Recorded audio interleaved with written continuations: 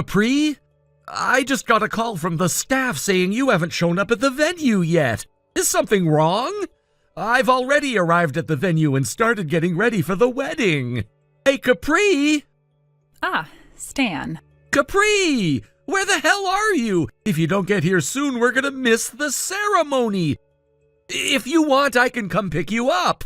Oh, no need to come pick me up. Can you get here on your own? No, I'm not coming. What? The wedding's off. What? Wait, what the hell are you talking about? Are you seriously saying that on the day of the wedding? Do you really think you can just cancel everything now? Yeah, I think I can. What? I'm talking about something that happened at a friend's wedding before. Are you talking about Kate's wedding from 2 years ago? Ah, right, you were invited on the groom's side, weren't you? So I guess you understand that it's possible to cancel under certain circumstances. No, that happened because the groom got into a car accident on the morning of the wedding, and there was no way to have the ceremony after that. What you're doing is just a last-minute cancellation. But the fact that we can't go to the venue is the same, right? So please, go ahead and cancel everything. So what's the reason you can't come to the venue? You need to explain it to the guests and everyone involved properly. Well, you see, last night I had a fateful encounter. Fateful? The man I met last night is rich. What? I was having a drink alone at a bar, just trying to make the most of my last night as a single woman, and this really charming guy approached me. We started talking and, well, we just hit it off. Before we knew it, we were so drunk that we decided it didn't matter if I canceled the wedding. We ended up spending the night at his place. What? Right now we're toasting with wine, celebrating our future together. No! Do you even realize what you're doing? Of course I do. That's why I'm saying I'm calling off the wedding with you. Are you out of your mind? Because you're just a poor guy from a single mother household, aren't you? What? If I'm going to get married, I'd rather marry someone rich. I've learned not to choose my partner just based on looks. This guy, he runs a big company. I'm so glad I met him before I ended up marrying a poor guy from a single mother household. So I'm going to marry him. No, my family's not that poor. My mom has a lot of qualifications and a well-paying job. But compared to my guy, you're definitely poorer. How the hell is that even possible? This is a decision I'm making, so I won't regret it. So please, just accept it and move on. This isn't something that can just be settled that easily? And to say all of this with this timing? It can't be helped. I met him last night, after all.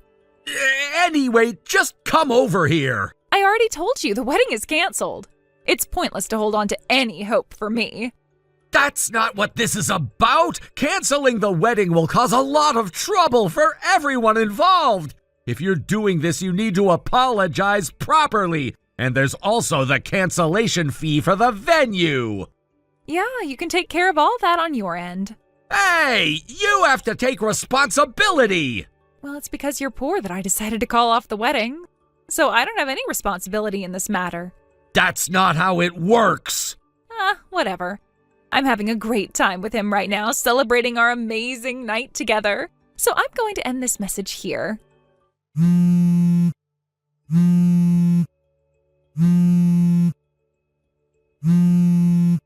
Answer the phone!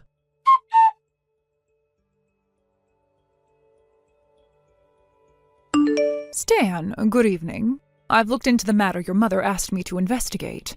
Good evening, Miranda. I'm sorry to have put you through this when you're so busy and for making it a priority. Oh, don't worry about it. It's a big deal for the son of my best friend. Thank you so much. I'll send you the full report later, but let me give you a rough explanation now. Yes, please. First of all, Capri's affair. Well, this really surprised me, too. Who was it? It was Mike. What? Mike? Wait, you mean that Mike? Yes, that one. Actually, Capri's currently staying at his apartment in the neighboring city, S City. Their meeting was purely by chance, but anyway, it looks like she's been cutting off all contact with her family and anyone in the local area.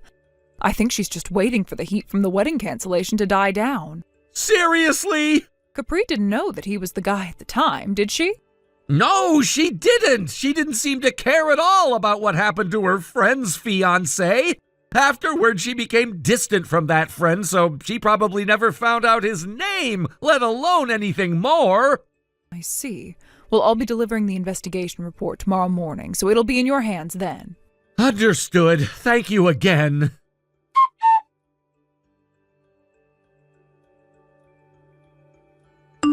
Hey, Capri, I need to talk to you.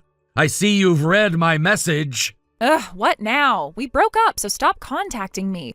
I'm starting a new life with my boyfriend now. You're free to start something new, but before that, you need to settle things. Settle things? Check the mailbox in your apartment. What?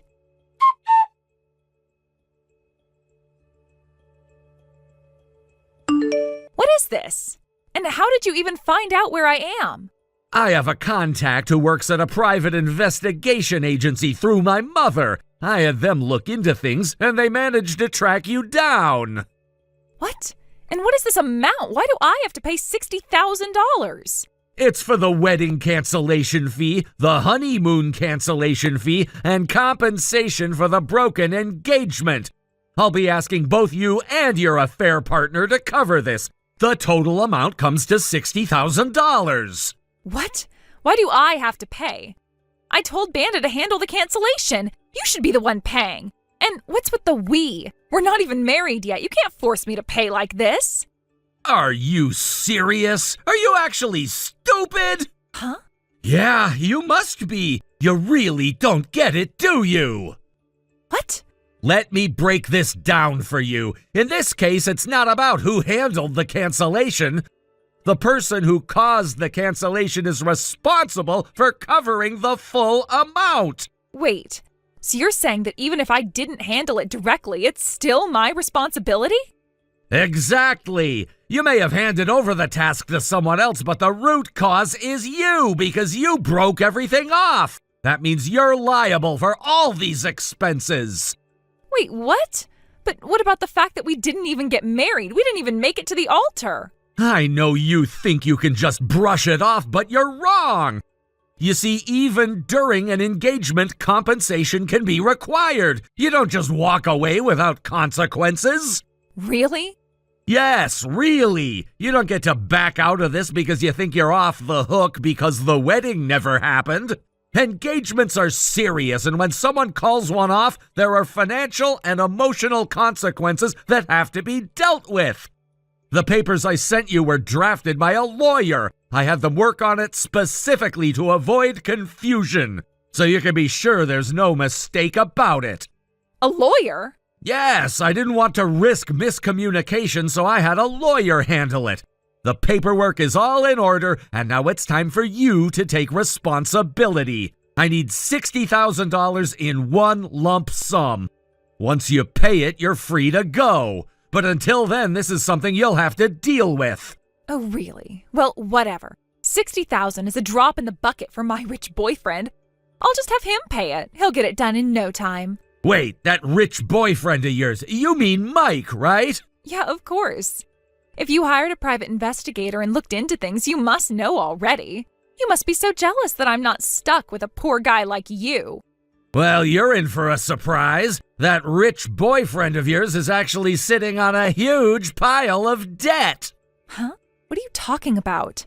Mike owns a company. He makes $150,000 a year. There's no way he's in debt. That may have been true 2 years ago. 2 years ago? Yeah, 2 years ago. And you know what happened around that time, right? Huh? Why are you bringing that up? It was around the time of Kate's wedding. You remember Kate, right? She married the guy who was supposed to be the groom, but he ended up in a huge accident that day. Oh yeah, the groom who got into the traffic accident and ended up in the hospital for months, right? Even after he healed, he couldn't go back to work because of the rehab. Kate has really weird tastes, doesn't she? Marrying a guy with no future, no prospects. I know you're enjoying making fun of it, but let's get back to the actual point here. Okay, just make it quick. Mike's story connects to this. It all leads back to him. How? You know what happened? Mike was the one who caused that traffic accident. Huh? Yes, Mike was responsible. The accident was entirely his fault, 100%. He paid for all the settlement and medical fees right away in one lump sum, but that's just the beginning. Oh, well, that's easy for someone like him, right? A guy with that kind of money can pay it all off in one go, no problem. Well, don't get too comfortable because there's more to this story. The real trouble started after the accident.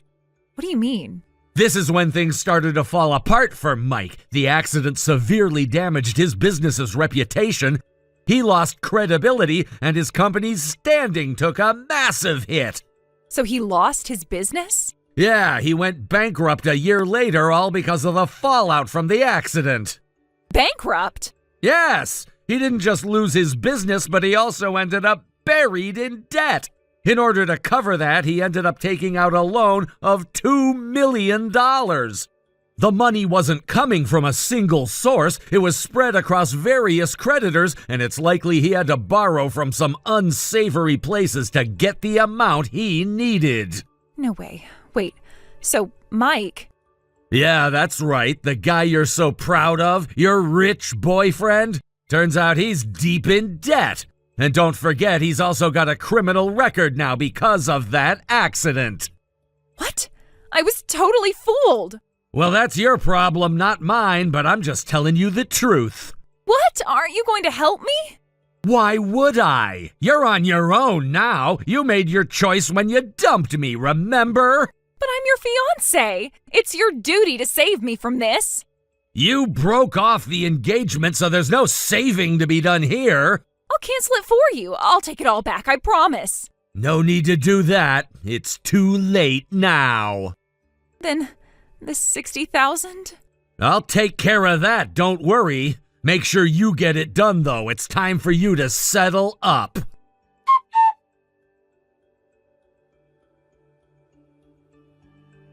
A few days later, $60,000 from Capri was transferred into my account. I didn't expect it. Honestly, after everything that had happened, I thought there would be no way for her to come up with that kind of money. But there it was, the sum sitting in my bank account, a reminder of a past I was trying to put behind me. The money came as a surprise, but what really struck me was the way it arrived. The way Capri had managed to gather such a large amount after everything that had transpired between us.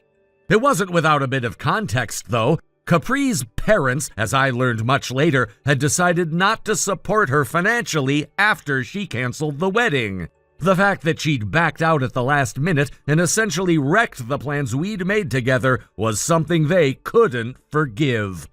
From their perspective, the decision was her mistake alone, and they made it clear that they wouldn't step in to clean up the mess she'd made. They were firm about it. They weren't going to help her, not emotionally, and certainly not financially. As it turned out, Capri had reached out to them when things started falling apart, desperately hoping they would come to her aid, but they refused. And it wasn't just about the wedding, it was everything that had happened after. The lies, the broken promises, the way she handled the mess.